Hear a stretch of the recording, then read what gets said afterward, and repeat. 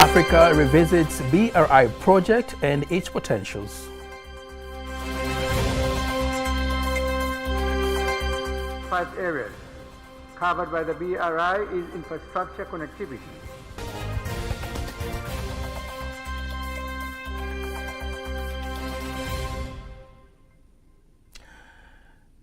Good evening, I am Nasa Kingu. Just a reminder, you can also follow us live via our YouTube channel TBConline and also get all the latest news through our Instagram, Facebook and Twitter pages at TBConline. From 22nd to 24th this month, heads of state of the BRICS nations, that is Brazil, Russia, India, China and South Africa, held an important meeting in Johannesburg, South Africa. The meeting was also attended by President Dr. Samia Suluhu Hassan, who used the occasion to further strengthen country's position to gain BRICS membership in the future, which is crucial for building a strong economy. To look more into the meeting and why Dr. Samia's attendance was crucial, here is a report prepared by Amini Mgeni, read by Faithan Gaga. The BRICS comes at a time when each nation is struggling to rebuild its economy and diplomacy after various global events like COVID-19. The countries that make up this group have a population of 3.24 billion people with total GDP of $26 trillion. President Dr. Samia Suluhu Hassan is among the heads of state who attended this important meeting. Diplomacy analysts say her attendance signals countries' willingness to maximize on various global meetings to push the economy forward. President Dr. Samia Suluhu Hassan has shown a high level of competence in diplomacy at this meeting, creating good relations with the countries that make up BRICS, the countries that produce 45% of oil globally and 50% of natural gas. President Dr. Samia Suluhu Hassan held a meeting with the President of China, Xi Jinping. She also met with the President of Brazil, Lula da Silva. She met and held talks with the President of South Africa, Cyril Ramaphosa. She had discussions with the President of Iran, Syed Ibrahim. Also met and held talks with the Prime Minister of Bangladesh, Sheikh Hasina Wazir, the President of Malawi, Lazarus Chakwera, and with the President of Senegal, Macky Sall. The meeting announced new members including Argentina, the Arab Republic of Egypt, the Federal Republic of Ethiopia, the Islamic Republic of Iran, the Kingdom of Saudi Arabia, and the United Arab Emirates. The Deputy Speaker, Musa Zongo, says the China-Africa Symposium and Dialogue will accelerate implementation of infrastructure projects in the continent, open up a free trade and foster economic development for the betterment of Africa and China. The Deputy Speaker made the remarks during the opening of China-Africa Dialogue and Symposium at the University of Dar es Salaam as part of marking 10 years of Belt and Road Initiative, BRI. My colleague Malia Cheto is part of the symposium and has prepared the following report. The members of 7 countries from Lake Zone areas are here as a part of China-Africa Dialogue and Symposium taking place at the University of Dar es Salaam. They insist that it is a high time for African countries to capitalize on the opportunities generated through China-African Belt and Road Initiative BRI to produce quality finished products and sell to the Chinese market. We should stop sending raw materials as African countries. Instead, we have to sell finished goods to China market, and that will bring great benefit from this cooperation.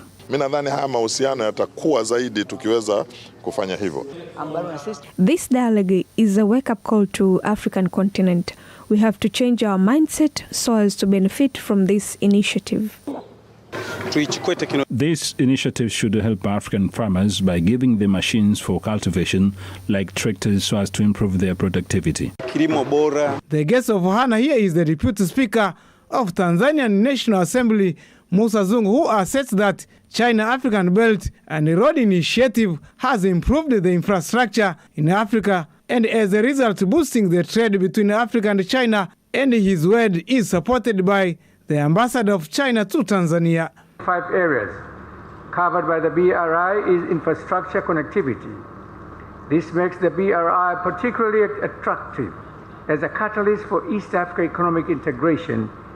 In this regard, the East African countries are in better position to grab all opportunities come with this initiative.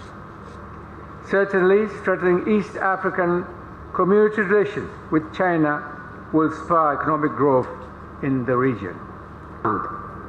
In the past 10 years, Belt and Road Cooperation has attracted nearly $1 trillion of investment worldwide, established more than 3,000 cooperation projects, created 420,000 jobs for the countries in cooperation, and lifted nearly 40 million people out of poverty.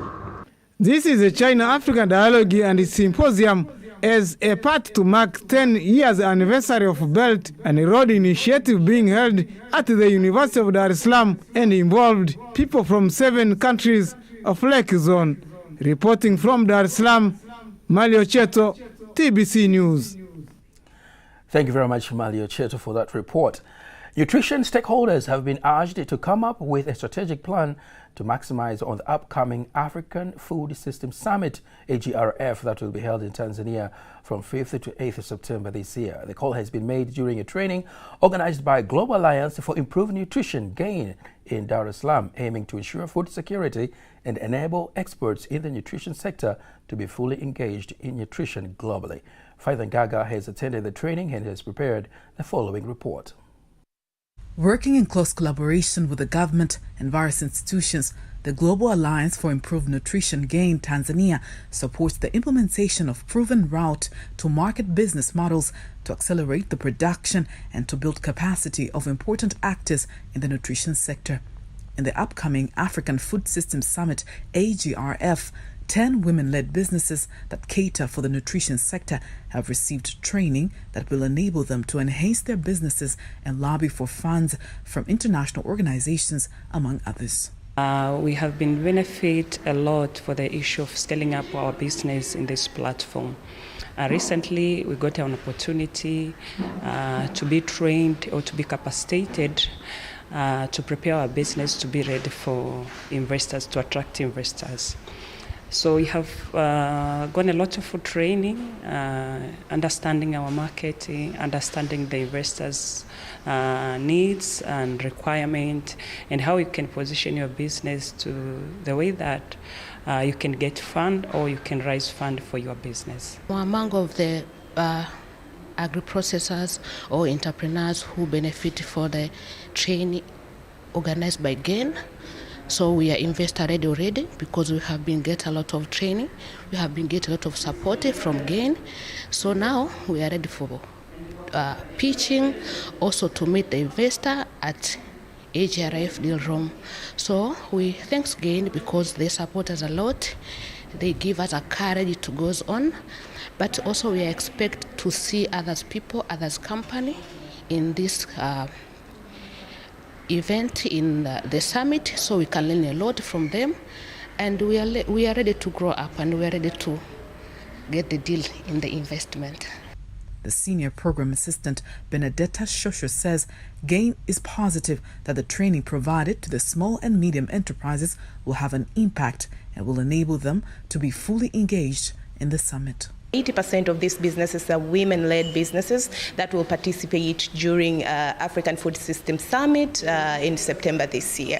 These are the businesses that we have been working with on umbrella of Sun Business Network for quite some time now, and we are excited to have them and to nurture them to be investor ready for the summit. So I think the beneficiaries are more than ready because before this day today, we have been providing a 7-week training to them on business plan, on how they can pitch their businesses to investors.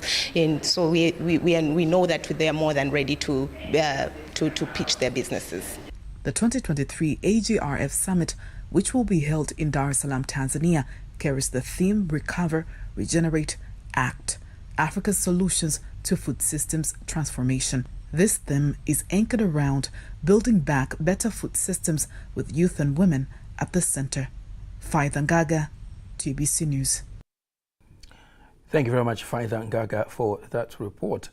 The government says the main focus in the mining sector is to strengthen the mining economy and link the sector with other economic pillars and increase its value chain to benefit the country.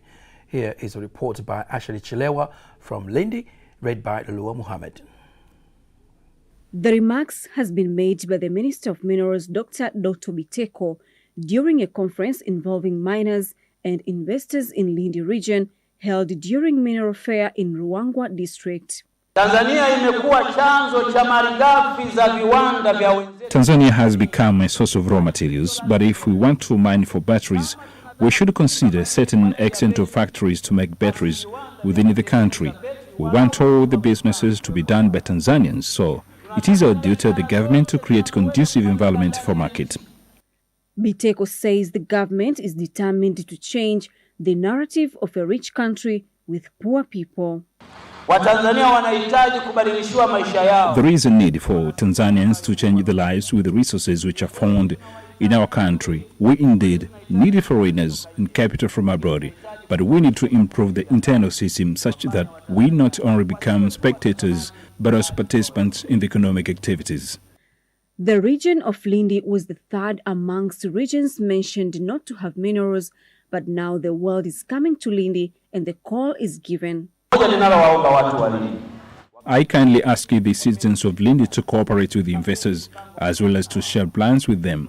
We are in need of investors for the sake of developing our local economy through the mining sector. Hassan Goma is the Ruangwa District Commissioner. Maonyesho haya ni muhimu sana. These are very important exhibitions in our region and nation at large. We are able to experience great investment opportunities that exist in our region, especially in the mining sector.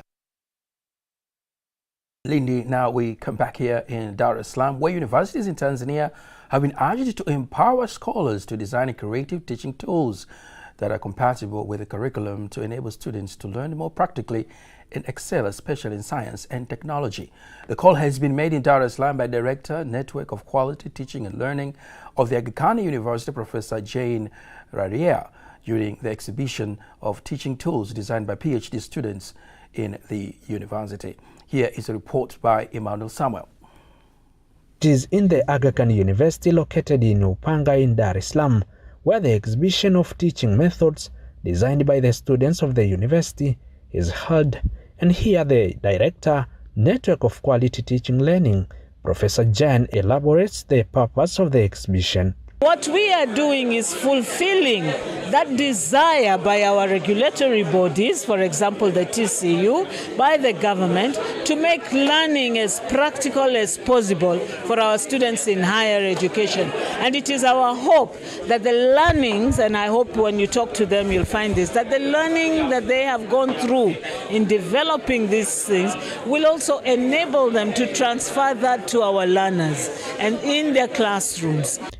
On his part, the coordinator of practicum of Aga Khan University says the program introduced will be a great help in the country to find productive experts and help Tanzanian children to attain better education. We all know that competence-based curriculum has to do with skills development. We want to move from talking about things theoretically. We want to move from content-based curriculum into the competence-based curriculum, where our learners are able to learn the theoretical stuff, but also be able to practice and apply them in their real-world context. Some of the students who designed the teaching tools believe that different programs designed by them will provide equal opportunity for every student at a school to learn with no biases. So far I've designed a book which can be used to teach English language in secondary school.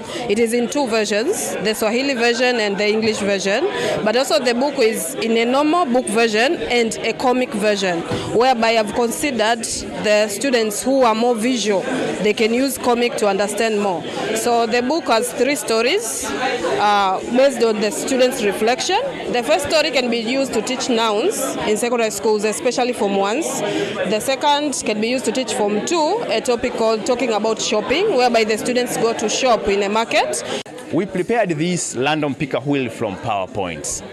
So as you play, it rotates, then it falls to a particular number.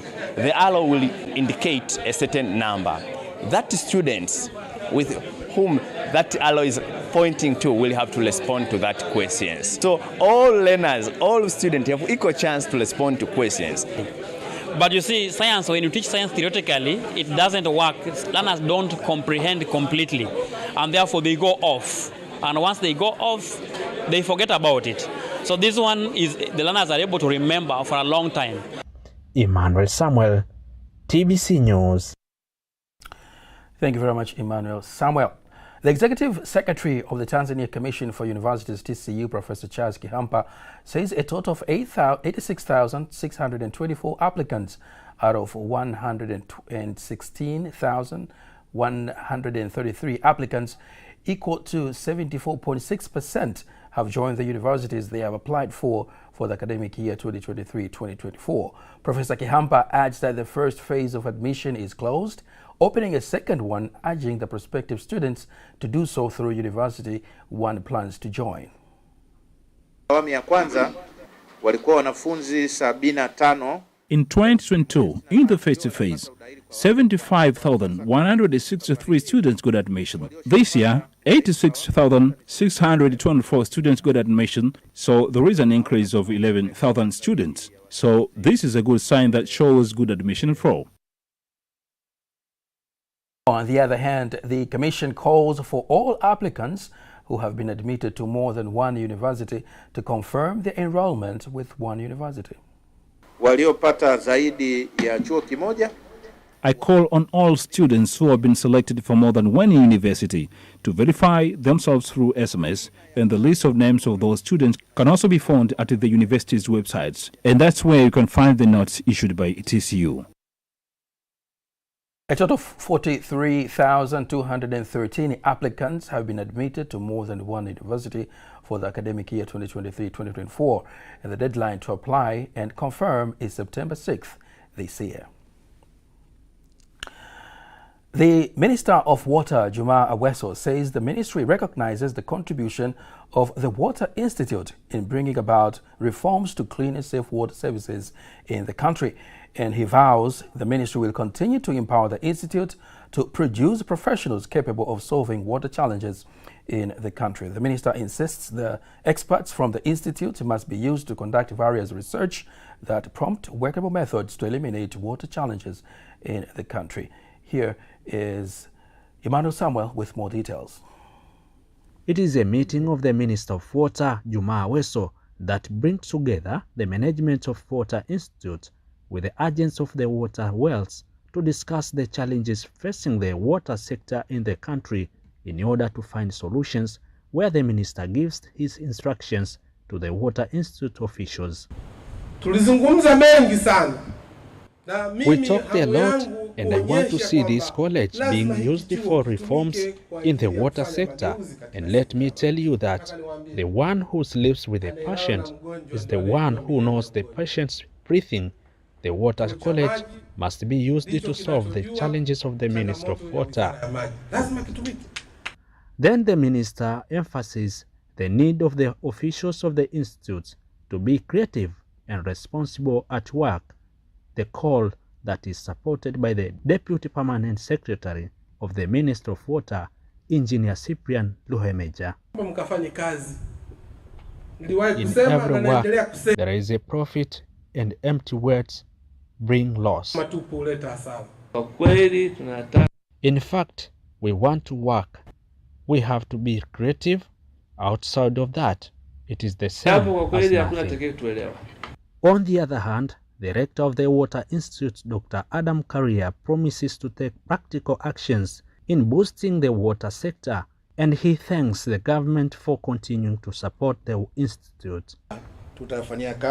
We will work on them, and we will see you in the office, and everyone you wanted to see, and all the platforms you wanted to appear in front of you. We will fulfill our responsibilities. The Minister of Water, Juma Aweso, also used the occasion to inspect the constructions of new buildings at the institute. Reporting from Dar es Salaam, Emmanuel Samuel, TBC News. We move now to the tourism sector.